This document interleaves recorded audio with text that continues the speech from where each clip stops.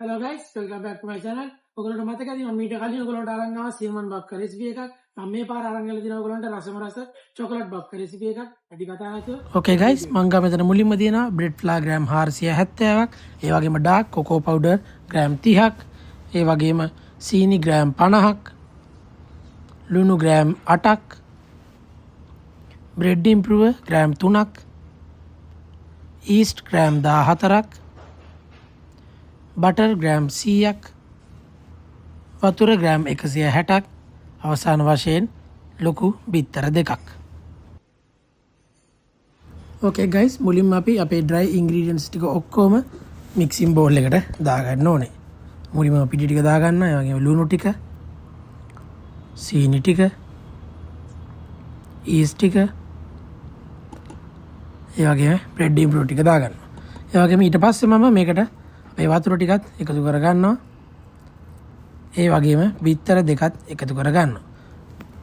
දැන් බටර් දාන්න නැතුව මුලින් මේක මික්ස් කරගන්න තමයි ඕනේ. මික්ස් කරගන්න මේක ඔයගොල්ලන්ට හුක් එක යූස් කරන්න පුළුවන්. ඔයගොල්ලෝගේ මික්සරේ හුක් එකකින් හරියට මික්ස් වෙන්නේ නැත්නම් කැමති නම් ඔයගොල්ලන්ට පැඩල් එක යූස් කරන්න පුළුවන්. පැඩල් එකේ මික්ස් කරනවා නම් ස්ලෝ මික්ස් කරන්න ඕනේ. ඕකේ ගයිස්, මේ විදිහට ටික මික්ස් වෙනකොට අපි බටර් ටික පොඩ එකතු කරගන්න ඕනේ. මේ විදිහට බටර් ටිකත් මම ඔක්කොම ටික මික්සින් බෝල් එකට දැන් දාගන්නවා. මේ විදිහට බටර් ටික ඔක්කොම දාගත්තට පස්සේ ගොඩාක්ම හයි ස්පීඩ් එකේ මික්ස් කරන්නත් එපා. නෝමල් ස්පීඩ් එක, මීඩියම් ස්පීඩ් එකේ වගේ මික්ස් කරගන්න. සම්පූර්ණ ඩෝ එක හොඳට මික්ස් වෙනකම් මික්ස් කරගන්න ඕනේ. දැන් ඔයගලන්ට පේනවා ඇති මේ ඩෝ එක හොඳට මික්ස් වෙලා තියෙන්නේ. මේ ඩෝ එක මික්ස් වෙන ටිකක් වෙලා යනවා. මොකද මේ ඩෝ එක ටිකක් සොෆ්ට් නිසා. ඒ නිසා වෙලාව අරගෙන ඩෝ එක ගොඩක් රත් වෙන්නේ නැති වෙන්න normal medium speed එකේ mix කරගන්න.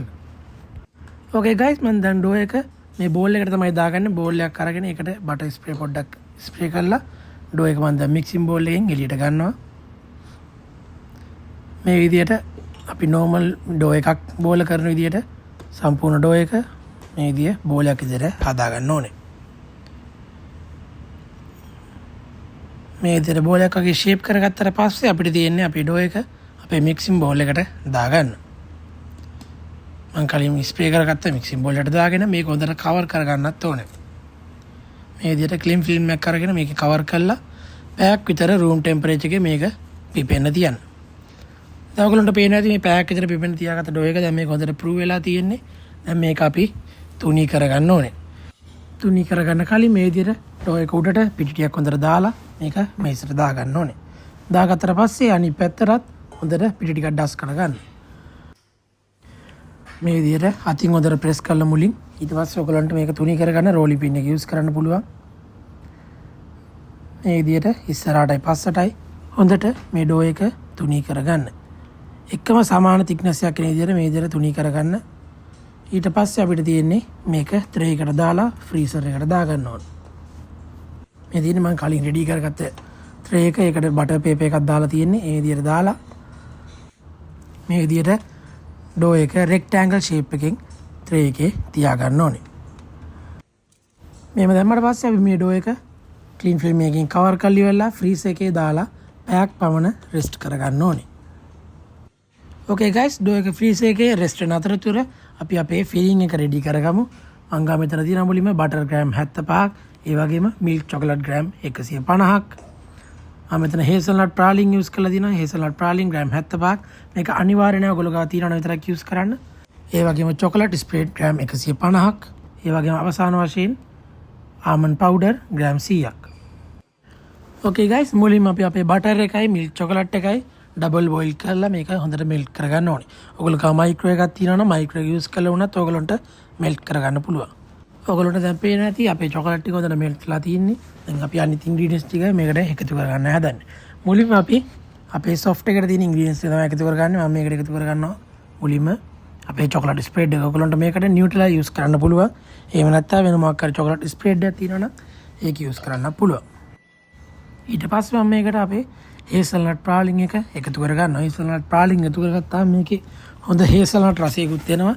මේක අනිවාර්ය නෑ ඔයගොල්ලෝ ගා තියනවා නම් විතරක් යූස් කරන්න. ඕකේ ගයිස්, මේ ඊට පස්සේ මේ ටික හොඳට මික්ස් කරගන්න ඕනේ. මේ ටික හොඳට මික්ස් වුණාට පස්සේ තමයි අපි අපේ ආමන්ඩ් පවුඩර් ටික මේකට එකතු කරගන්නේ.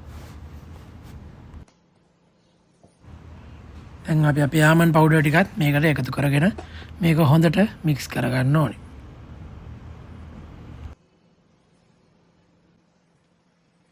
ඕකේ ගයිස් අපි දැන් මේක මික්ස් කරන් ඉවරයි. ඊළඟට අපේ ඩෝ එක රෙඩි වුණාට පස්සේ අපි ඩෝ එක අරගෙන හොඳට තව ටිකක් තුනී කරගන්න ඕනේ. තුනී කරගන්න කලින් අනිවාර්යෙන් හොඳට පෙටි ටිකක් ඩස්ට් කරගන්න. එතකොට ඩෝ එක ඇලෙන්නේ නැතුව අපිට තුනී කරගන්න පුළුවන්. ඩෝ එක මිලිමීටර් 3ක 2.5 වගේ ප්‍රමාණයට හොඳට තුනී කරගන්න.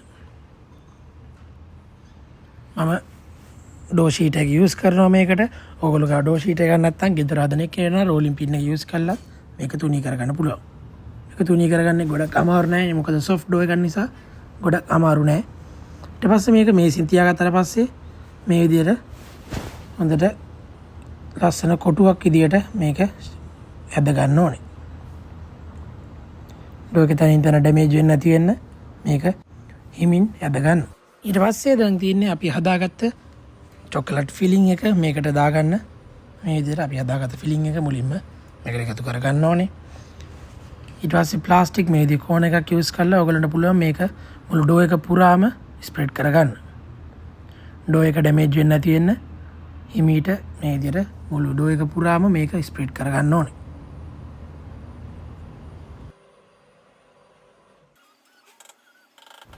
ඕකේ ගයිස් මේ විදිහට අපි චොකලට් ටික හොඳට ස්ප්‍රෙඩ් කරගත්තට පස්සේ අපිට තියෙන්නේ අපේ ඩෝ එකේ ෆෝල් ටික් කරගන්න මේ විදිහට මම අඩුවලක් යූස් කරනවා. මේ අඩුවලක් යූස් කරාම මේක ලස්සනට අපිට නවා ගන්න පුළුවන්. මේ විදිහට මුලින්ම එක පැත්තකින් නවලා මැද්දින් තියා ගන්නවා. මේක අපි සමාන කොටස් 3කට වගේ තව නවා ගන්නේ. මේ විදිහට ගාන්ට එක පැත්ත නවා ගත්තට පස්සේ මැද්දේ තියෙන එයා බබල්ස් නැති වෙන්න පොඩ්ඩක් අතින් ප්‍රෙස් කරගන්න. ඊට පස්සේ ඒ විදිහටම අනිත් පැත්තත් අරගෙන මේකේ උඩින් තියා ගන්න.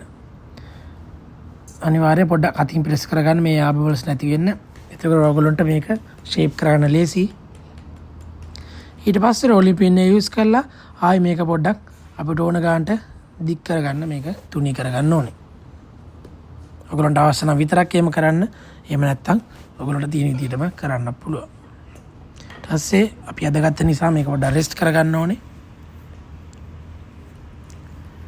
මම මේ ඩෝ එක ඩිවයිඩ් කරගන්නේ සමාන කොටස් 8කට. ඔයගොල්ලන්ට ඕන සයිස් එක අනුව මේක සයිස් වෙනස් කරගන්න පුළුවන්. මං ගා තියෙන මෆින් මෝල්ඩ් එකේ හැටියට තමයි මම මේකේ සයිස් එක හදාගෙන තියෙන්නේ. දැන් මම මේක මුලින්ම මේ විදිහට කොටස් 8කට බෙදා ගන්නවා. ඔයගොල්ලන්ට කැමති නම් අඩ්රුවල මාකර් යූස් කරලා මැනලා මේක ඩිවයිඩ් කරගන්න පුළුවන්.